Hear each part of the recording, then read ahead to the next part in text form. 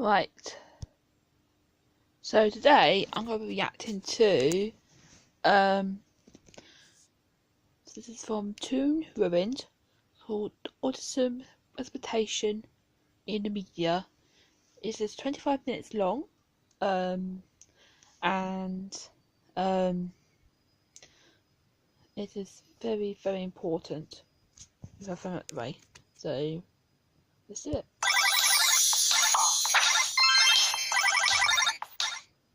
Hello everyone and welcome to Toon Runes. My name is Leah and today we're taking the time to talk about Autism Acceptance Month, which you may know as Autism Awareness Month. Now, for those of you who are subscribed to me and watch my videos regularly, you know that this isn't the type of video that I usually make. My usual content consists of theory and review videos about cartoons, mainly Steven Universe. But April's a special month to me and many others, so I thought it was the perfect time to make another personal video like I did back when Steven Universe had its 5th birthday. And for those of you who don't know this about me, I'm on the spectrum. It's called being on the spectrum because there isn't just one catch-all checklist for autistic people. For instance, one autistic person may have a problem with eye contact and communication, while another person on the spectrum may not be bothered at all by those things. It's called a spectrum because you can't put all autistic people into the same group because we aren't all the same. Just like every Nailed it. You have absolutely nailed it there.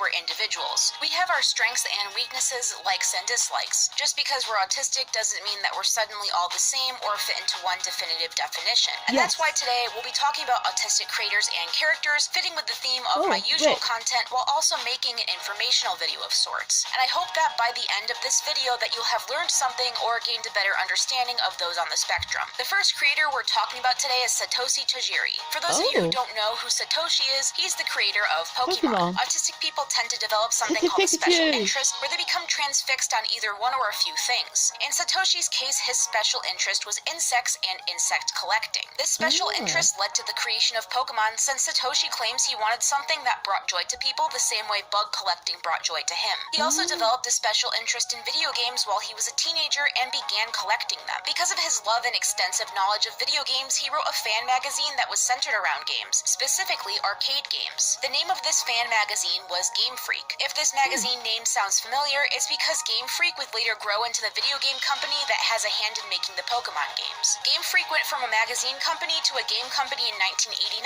and soon after the idea of Pokemon was pitched to Nintendo. And that's how Pokemon became the behemoth of a series that it is today. Had Satoshi never been transfixed on bug and video game collecting, it's not too far of a stretch to say that Pokemon... Does that mean Ash from Pokemon is on the spectrum as well, because he collects Pokemon? Probably not. Would never exist. Special interest in autistic people often lead to extensive knowledge on the subject that they're focused on. This is why Satoshi knew so much about video games, and it's why he was able to successfully create Game Freak.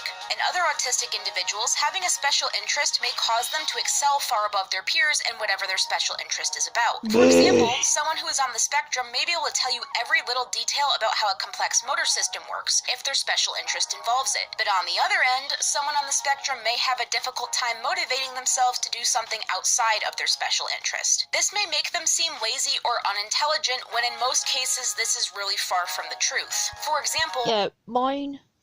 I didn't succeed very well in science. I got really bored of that. I frequently have a very difficult time making videos that aren't related to Steven Universe. And if it wasn't already obvious, Steven Universe is one of my special interests. And it's actually my primary one. It makes it ridiculously easy for me to pump out a... So my primary interest is Disney. But then it's also history. 10-page video script in under 2 hours, but on the flip side, it also makes it difficult for me to write a script of about the same size on something that I'm not incredibly interested in. This may make me seem lazy or unintelligent, but it isn't the case in the slightest. I just have a very difficult time focusing on things outside of my special interest. This is where a lot of common misconceptions about people on the spectrum start, but it really is just a case of people misunderstanding how the autistic mind works. A lot of the time we aren't unintelligent or lazy, we just find it more difficult to put all of our effort into something that we aren't interested in, more so than the allistic individual does. In simpler terms, we are masters of our trade and so are... I love that animation. if she's on it herself, she's really talented. She's really talented. Above our peers in that subject, but we have a hard time focusing on and succeeding on things outside of that. My advice to other individuals on the spectrum who have a hard time focusing on things outside of their special interest is to somehow involve it in whatever task needs to be accomplished. For example, I included Steven Universe in this script to make writing it easier. Another example would be if you want to improve your art skills but are having a hard time finding the motivation, that you draw one of your favorite characters or objects from your special interest. It'll make the task that much easier. Another good thing to do is to motivate yourself by telling yourself that once you're finished with what you need to do, that you'll reward yourself by watching an episode from your favorite show or partaking in a related activity. It's important to reward yourself with your special interest, but also not allow it to dictate your day-to-day life. That's a tip for you. You don't want it to become debilitating. My advice to allistic individuals who have autistic people in their life is to encourage the passion and enthusiasm that the individual has towards their current fixation. Special interests are incredibly important to autistic individuals and act as a safety blanket for us. A lot of bonding can happen through partaking in related activities with the individual. For example, my mom and I are very close because she watches Steven Universe with me. Just listening to someone talk about their special interest could be a bonding activity, and the person will greatly appreciate you listening to them. It's especially important for parents of children on the spectrum to encourage this behavior and support their child's interests, as it may one day turn into a profession if it's nurtured enough. It is important to note, however, that while you encourage them to share what they enjoy, that you should also shift the conversation to something that you enjoy as well. This increases social skills and is beneficial on both ends. Another example of someone on the spectrum who turns their special interest into a profession is Dan Aykroyd, who is the writer and creator of Ghostbusters. Not only did he create the Ghostly series, but it was because of his love for ghosts and law enforcement that it came to be. One of his special interests involved Hans Holzer, who inspired the idea of Ghostbusters in the first place. Dan also claims that his special interest in law enforcement is what helped the most in Blues Brothers, since because of that he knew a lot about borderline sociopathic hedonists. Other examples of successful autistic individuals are Dr. Vernon Smith, who is a professor of economics at Chapman University, John Elder Robison, who is a successful book author, Clay Marzeau, who is a professional surfer, Courtney Love, who is a lead singer for the band Hole, Sir Anthony Hopkins, who is an actor most famous for his role as Hannibal Lecter, Temple Grandin, who is a professor of animal science at Colorado State University, as well as animal behavior expert, and Tony DeBoy, who is a world-famous blind pianist. There are many other autistic people who are both successful and well-known, but this is just to name a few. Another So many. It's amazing.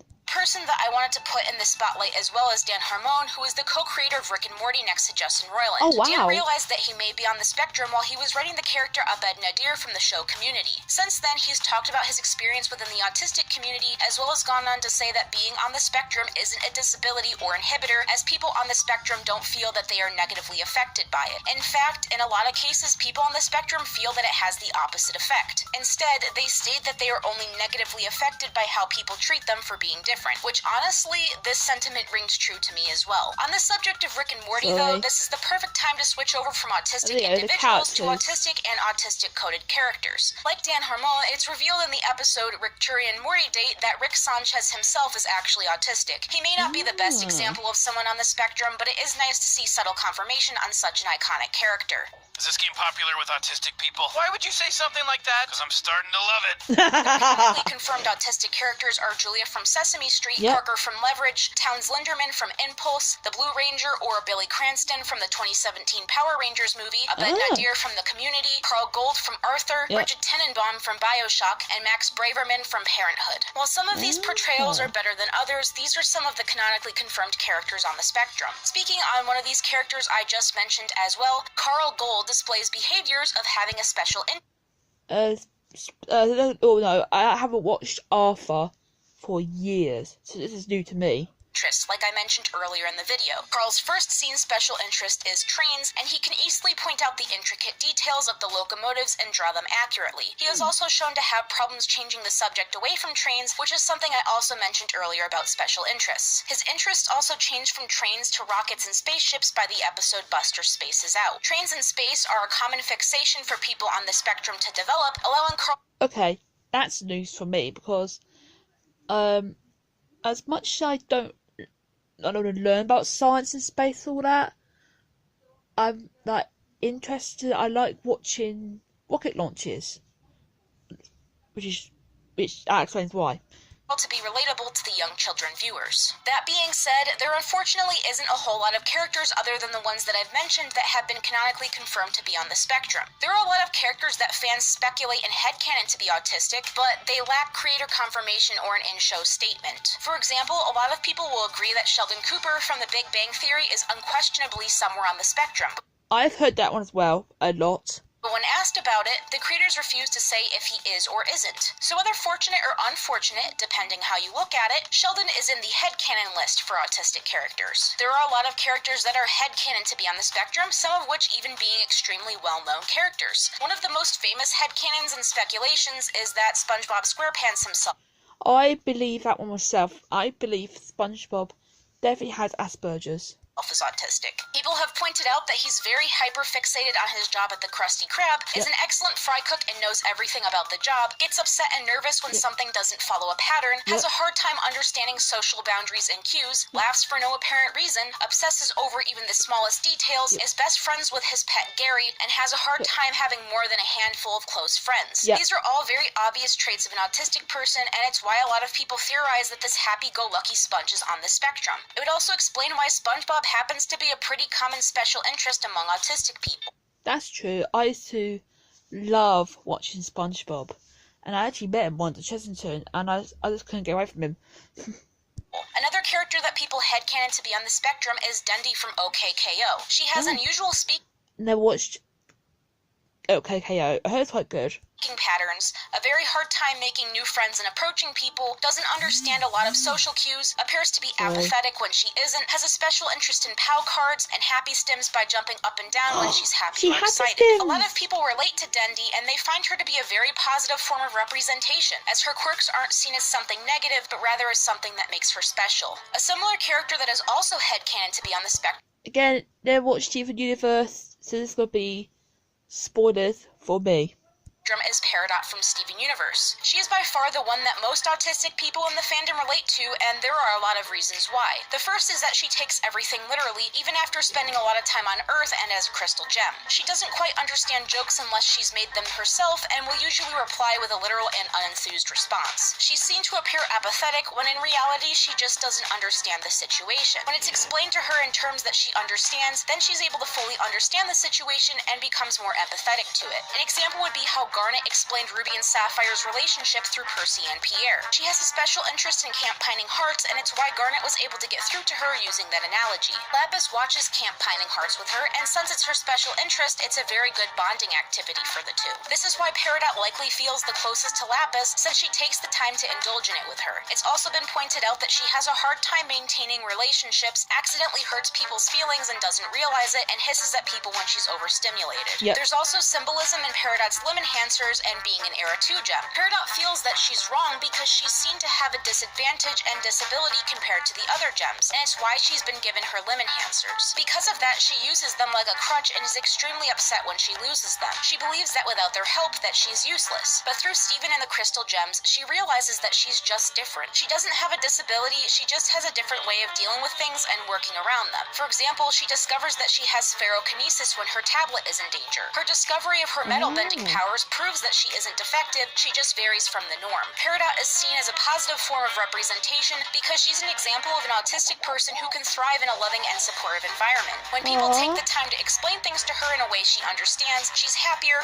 and so are the people around her. She's really come out of her shell on Earth because people don't treat her like she has a disability. In stark contrast, when she was on Homeworld, she was terrified of messing up and she was incredibly unhappy, trying to live up to their standards and expectations. This is a situation that's all too real to people on the spectrum, and it's why showing how she's thriving in a supportive and understanding environment versus the one that she wasn't thriving in is so important to a lot of people. However, Peridot isn't the only one in Steven Universe who people headcanon to be autistic. While I personally identify and see a bit of myself in Peridot, the character I more heavily relate to is actually Pearl. Peridot has more visible traits of an autistic person, but Pearl... I've heard a lot about Pearl. Not that's the only character I know, apart from Steven. has her fair share as well. And I saved this one for last since I identify more with her and can compare my personal experiences with hers. It's also interesting that there's two characters in this show who are strongly autistic coded because it shows just how different people on the spectrum can be from one another. Like Peridot, Pearl takes things very literally. Jokes often fly right past her and she doesn't catch that it's a joke rather than a statement. While the other crystal gems sometimes have this problem in not understanding human terms, it isn't ever as intense as it is with Peridot and Pearl. Most of the gems understand jokes, whereas these two generally don't. This is one of the reasons why Pearl has such a difficult time dealing with Amethyst, because she doesn't really understand her actions or her comedic nature. She often reacts with anger or with reprimanding her. It isn't until recently that she better understands and is able to get along with her. I relate to this a lot because I oftentimes don't understand when people are joking with me. I can get defensive if I'm not understanding that it's a joke, or I can get irritable. This most often happens with my dad, who has a similar jokester personality to Amethyst. They aren't mean jokes, they're basically just dad jokes that I don't understand a lot of the time. I used to have that a lot with my granddad, God bless him. He used to make this really weird jokes that I never understood. He then had to make it'll be July and say, I think it's got snow tomorrow. Then Mum have to say to me, it's a joke. I didn't understand it. Often asks me, you know I'm joking, right? Whenever he does them, and I can only assume it's because I'm not reacting the way he wants or expects me to. Over time, I've gotten used to and started understanding that he's joking, but it took me a long time to grasp it. Another interesting point about Pearl is that she can get irritable when she's overwhelmed or overstimulated. Yes. Being overstimulated for an autistic person means that they are experiencing sensory overload. Now, it is important to note that sensory overload isn't just exclusive to autistic people. My sensory overload is there's lots of noises coming from every single place. However, it is seen in them the most often and causes more problems for them, as it takes less to set it off than someone who isn't autistic. Things that may cause sensory overload are lighting, smells, sounds, certain out-of-place or repetitive motions, and textures. It may also be as simple as an overwhelming situation where a lot of negative things are happening one after another. That's my one. Overwhelmed. Or where there's a change from a routine that they aren't expecting. If they fail to balance out the sensory overload, they may experience a meltdown, or they may stim to try and combat the overstimulation. I don't really have a meltdown. I did once recently, but I just do a lot of stimming. Often needs to plan out everything that she does to a rather meticulous degree and shows a general distaste to going into something without a plan or an expectation for the outcome. She also tends to get overwhelmed rather easily and can react in a snappy or aggressive manner as a result. She has an obsession with keeping things in order and knows where to find all of her belongings without even thinking about it. She also has shown to have a hatred for food, which is something a lot of people on the spectrum struggle with. For me personally, anything slimy, bumpy, or seedy is enough to kill my appetite and make me gag. Something about I like the food bland. the texture just makes me very unnerved and disgusted to a degree where I can't even look at seedy foods without feeling my skin crawl. Amethyst canonically eats a lot, and Garnet canonically eats occasionally. The other gems like Lapis and Peridot haven't been seen eating, but they seem indifferent to food in general. Pearl is the only gem who will go to any lengths to avoid eating, including forcing Alexandrite to unfuse in order to avoid it. Pearl also has actions that can be seen as stimming. Stimming stands for self-stimulatory behavior and is usually used to combat overstimulation. Stimming behaviors include hand flapping, rocking, spinning, general repetitive actions or phrases, hair twirling, or feeling certain textured surfaces. I do all of them. I actually do all of them. As well as bouncing. May stim because they are excited, happy, anxious, overwhelmed, or because it feels comforting. Just like with overstimulation, this isn't something that is exclusive to autistic people. If you've clicked your pen repetitively or bounced your knee, those are forms of stimming. You're likely aware of and can control these actions, whereas autistic people are... I can't stand it when people click their pens too much. That triggers me. Usually unaware that they're doing it, and they find it stressful or impossible to stop them. These actions are done to self-regulate and self-calm from overwhelming and strong emotions, since people on the spectrum often suffer from sensory processing dysfunction, which is what causes overstimulation to occur so easily. Though, contrary to popular belief, just because someone on the spectrum is stimming does not automatically mean that they're anxious. Stimming is for any overwhelming emotion, positive or negative. It's just a way to get rid of the excess excitement and energy that comes with these emotions so that they aren't overstimulated. stimulated. Some people even have specific stims for specific emotions. For example, I flap my hands whenever I'm happy or excited. Yes. I twirl the right side of my hair whenever I'm anxious about something. If I'm on the edge of a panic attack, I will either bounce my right leg, pace back and forth, or repeat certain phrases to myself until I calm down. I do that. I repeat a lot of things when I'm like really stressed out. At times, I won't even notice that I'm doing these things until they're pointed out to me. Pearl has similar stims, though most of her stims are in relation to negative emotions. Usually when she's angry or anxious, she can be seen grasping the fabric of her clothing in one way or another. She also sometimes will involuntarily cover her mouth or put her hands to her face when talking about something uncomfortable or stressful. While Steven Universe lore explains the mouth covering portion, it could also be that her mannerisms were planned out to match a theme. She also talks with her hands a lot, which is another common action among people on the spectrum. Yes! Someone finally mentioned that. Pearl also shows discomfort and physical affection when she's not the one initiating it. While a lot of people who are autistic love and crave physical affection, there are those who are known to react negatively to it. A lot of the time it's circumstantial as well, as they may just be uncomfortable with the person or situation that they're receiving the affection from. Pearl seems to be circumstantial in that she only likes hugs from those she's close to or when she's initiating or expecting them. Yes. Pearl being autistic coded would also explain her inability to believe that Steven couldn't miss his mom more than her because he never met her. Inability to understand people even in similar positions is something a lot of us struggle with, and it's something Pearl struggled a lot with in the past as well. And just like Peridot, Pearl is seen as defective. She's even been called defective multiple times in the show by multiple characters. Rose didn't see her like she came out wrong, and it's why Pearl grew such a dependence and unhealthy attachment to her. Not only was Rose the first to treat her like an individual, but she was also the first to say that there was nothing wrong with her. She's just different. Other traits that land Pearl on the spectrum are her being the tech genius of the group, as is a common trait for autistic people. She has a large collection of swords and knows an obscenely large amount on gem history. The interesting thing about Pearl and Peridot is that they're both representative of different types of people on the spectrum. Pearl is someone who's been around for a long time and has been reprimanded and told that her differences are bad for most of her life, whereas Peridot is someone who has experienced those things, but not as long or to the same degree. Peridot very obviously loves herself and sees no problems in her differences, whereas Pearl is damaged and has a large self-hatred for herself and her differences. Pearl sees her differences as a curse, whereas Peridot sees them as an advantage. Pearl and Peridot are two sides of the same coin. Peridot is someone who was caught early enough and given a loving and caring environment to reassure her that there was nothing wrong with her, whereas Pearl was scolded and made to feel like a defect for the largest portion of her life. Peridot is more expressive, whereas Pearl is more reserved and often scolds herself for her reactions and feels useless and defective. It's also why she likely has more aggressive reactions, because she doesn't know how to deal with her emotions properly. She's gotten better, but it's taken a lot of unlearning and help from Steven to do so. While there are autistic people who are more easy to identify like Peridot, there are people like Pearl who you wouldn't know unless they told you. Yes! Thank you! Actually fall into the Pearl category in this case, since a lot of my traits aren't very pronounced or visible. Usually if and when I tell people, I'm usually met with a lot of disbelief and bewildered looks. If anything, I guess it really only proves my point that people don't really know a lot about this subject. Yes. And while Peridot and Pearl are aliens and likely cannot be Can we just praise her? She is speaking so much about herself as well, but also about me. And we don't even know each other.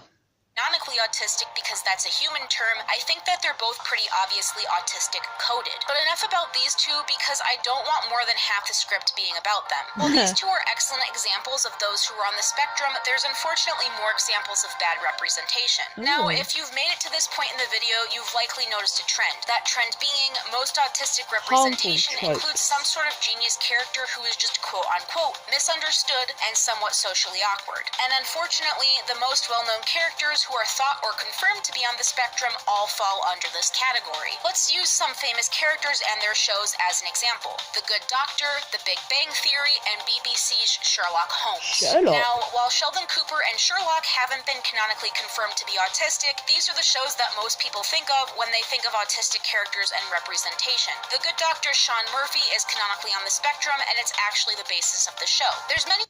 I've been told by everyone to watch The Good Doctor, but problem is I'm not really a fan of like medical dramas.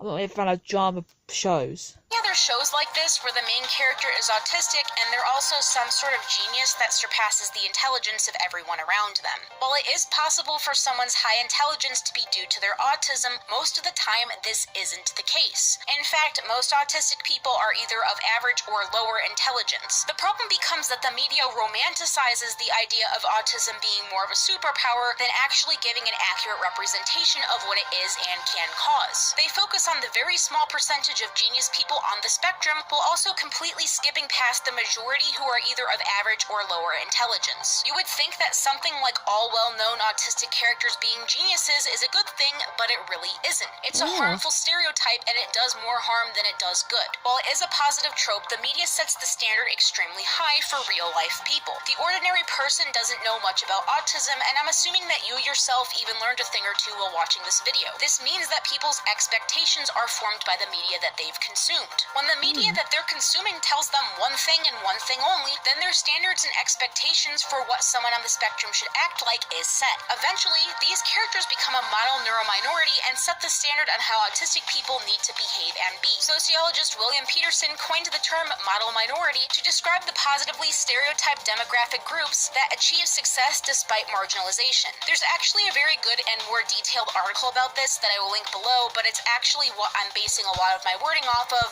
Go and check out that article in the original video, which I'll put a link to. Because of how well it explains the issue. Essentially, shows like The Good Doctor create a false scale of importance. It alleviates some pressure from those on the spectrum with high intelligence while excluding others who do not fit the idealized description. It creates a mythical autistic superhero who deceives the public by misrepresenting how disabling some symptoms of autism can actually be. This common trope also highlights and puts on a pedestal the So basically, it's basically the representing him as Superman with autism, which ain't good. false belief that autistic people only have value if they have 7 skills that can benefit non-autistic people and offset their supposed societal burden. The Good Doctor is again a perfect example of this, as Sean really only exists to push this narrative and makes his co-workers feel good about giving him a job. While positive depictions can be essential to reducing the stigma, I hate that. Like, okay, you're hiring you just because you have autism. Like, no. majority who do not fit the media idealized definition are left behind. Autistic people who don't resemble the geniuses on TV, such as those who have visible and debilitating social and physical issues, encounter major barriers to self-advocacy and are virtually erased. Because of this, people who are autistic have no idea how to actually I used to do that. I used to, like, bang my hand on my head. Deal with or treat autistic people, and it leads to the infantilization of people Disclaimer, I actually really like these scenes. The Good Doctor. I thought they are accurate. who are on the spectrum. Additionally, these depictions usually eliminate the ugly things such as overstimulation and meltdowns. This makes these things even more demonized and ultimately less understood. Meltdowns and overstimulation are completely avoidable, but only when approached correctly. These shows need to focus more on the bad and commonly unknown parts of autism to educate people on how to interact with individuals on the spectrum, as well as give them basic education on the subject. Things such as stimming aren't even common knowledge, and I'm sure are seen as bad due to individuals being uneducated. Unfortunately, most people get their information from the media and entertainment they consume. It's time for us to change what the status quo for autistic representation is, so that life becomes easier for all of us. I understand that shows like The Good Doctor are supposed to be feel-good shows that put autistic people in a positive light rather than the normal negative one. And if you like it for that reason and change of pace, I don't blame you. I just think it's a problem that this is basically the only type of autistic character that is ever big in the media. While researching this subject to make sure my facts were correct, I really only now realized how big the problem is. But to end this video on a more or less positive note, if you'd like to learn more about individuals who are on the spectrum and what that entails, I will be leaving resources below. If you'd like to donate to an organization that helps autistic people like me and many others, I will be leaving a link to the Autistic Self-Advocacy Network, otherwise known as ASAN, below, as well as links explaining why Autism Speaks is a horrible organization that should never be donated to or supported. I'm not going to say a word about that one. I could explain in this video, but that entire thing is its own video in of itself, and I don't feel like getting into that territory right now. No. And if you'd like to support me or my work, including videos like this, why not subscribe and hit that bell icon to get notifications of when I upload. You can also further show your support by pledging to me on Patreon. Oh, Every wow. pledge enables me to keep making content comfortably and more frequently. Thank you so much for your support, and I will see you all in the next video. Have an amazing day, guys. Wow. So there's that. This needs to be shared everywhere, this video. Just make a big red over and out.